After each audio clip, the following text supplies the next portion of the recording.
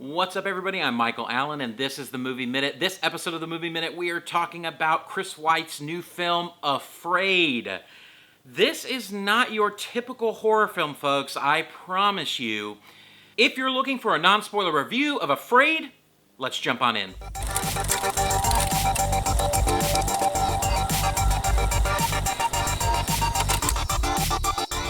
All right, so let's talk about AfAID. I mean, Chris White, the director of AfAID, has been around for quite a while. He's written a lot of screenplays that you may know. He's also produced a lot of content that you may know. He produced About My Father last year, which was quite the bomb. I enjoyed it because of the Italian heritage, but AfAID is one of those really interesting movies, okay? I don't know if many of you may remember, but if you haven't, I'm going to give you a big movie tip right now. There was a movie that came out in the 90s called Outbreak. I believe it came out in 93. I may be mistaken.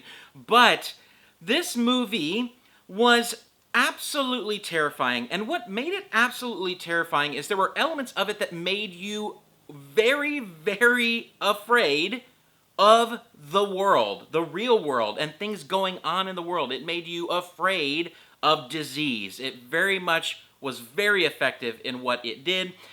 This movie is kind of on par with that for me in how it made me feel. AfAID is essentially about a family in California whose father, played by John Cho, works for an older type of marketing company that a tech startup comes to market their new AI device called Aya. And then obviously things start to go haywire from there. I'm here, Cal.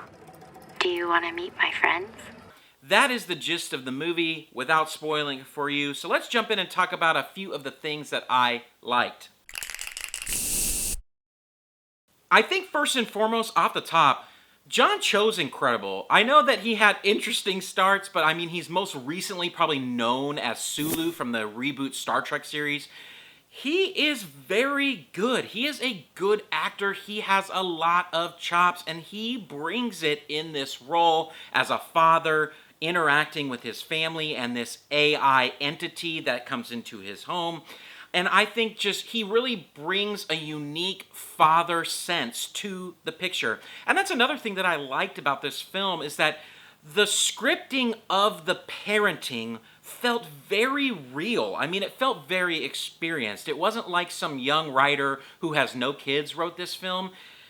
Maybe that is the case, but the film felt very based in reality of parenting. I watched those kids, the kids gave good performances, and just the language and the dialogue felt very real to a real family living in California.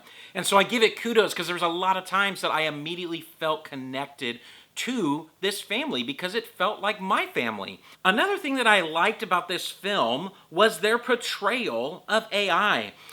They really thought through very carefully, you can tell, it comes out in the film, how something like Alexa or Siri would evolve into the next step or iOS or next version of itself. And it's very terrifying. The way that the AI presents itself and how it operates feels very probable, which is why it stuck with me. This film stuck with me because of those AI moments, and it truly did kind of plant these seeds in my brain that scared me. It's a different type of horror film. There are horror films that jump scare you, which there are some jump scares in this film, but there are other horror films that really get under your skin in the world of dread because of their reality, and this film did that very well. I will also say that I really loved Katherine Waterson's performance in this. Mostly known for Fantastic Beasts and Where to Find Them, she brought something really, really unique to the screen here as the mother. And there were some scenes that she absolutely killed it in terms of emotional resonance. And just, I was completely drawn in, completely empathetic with her character. So kudos to her on that performance. AfAID is one of those films that it just fell short in so many places, but not by a lot, just a little, but across the board. The dialogue was good in the script, but overall, the script had a lot of flat moments, a lot of flat characters, a lot of B arcs that just didn't really land well. The plot was just a bit haphazard. It really jumped around a lot, and that really then led into the pacing really being on display. That's really what hurt this film the most, is that because the script wasn't super strong in terms of story, the pacing really brought out this weird flow or rhythm. Movies have rhythm. Great movies have good rhythm, bad movies have bad rhythm, and when the rhythm is off in a film, everything else struggles to be good, because the pace and the flow of the narrative and the music and the tone and the moments are all just a bit off. It continued to escalate into the third act, and it really affected the end of this film, and it made me a little bit bummed at the ending.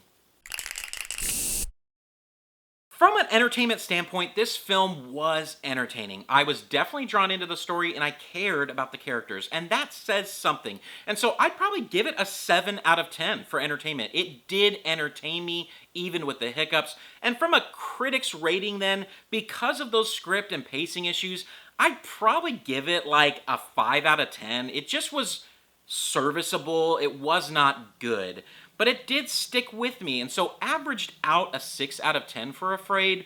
I can give this a solid couch potato. I just think that it's something that I think people should watch because of the implications of AI and the points that it brings up. I think it's unique. I think we can have good conversations around this film. Overall, AfAID is serviceable. It was enjoyable to a certain degree, but fell short in a lot of others, and so it's well worth your time when it hits streaming. If you're looking for non-spoiler reviews that you can watch safely before going and seeing a movie, hit that subscribe button. Would love to have you on this journey with me and help you out deciding whether or not you should go and see movies in the theater. And until next time, everybody, peace out.